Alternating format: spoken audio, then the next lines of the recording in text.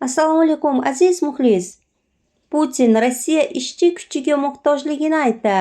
Rossiya ishchi kuchiga muhtoj mamlakat esa uning kerakligi va xorijdan kelayotganlarning qonunga rioya etishidan manfaatdor. Rossiya o'z ishchi kuchidan manfaatdor, lekin u bizning ehtiyojlarimizni qondirishi ham mumkin. Qolaversa, odamlar munosib sharoitda yashashi, qonun va qoidalarimizga rioya qilishi shart.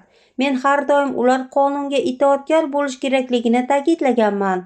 Putin bu sohada muammolar borligini ham ta'kidladi. Ularning ko'pi bor. Rossiya fuqarolari ularga ishora qilmoqda.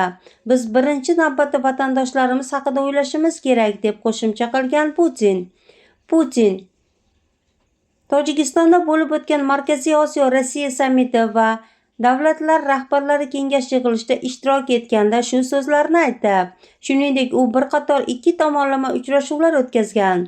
Eslatib o'tamiz, avvalroq Yevropa Ittifoqi Rossiya prezidenti Vladimir Putinni hibsga olmagani uchun Tojikistonni xalqaro jinoiy sud talablarini bajarmaganlikda aybladi.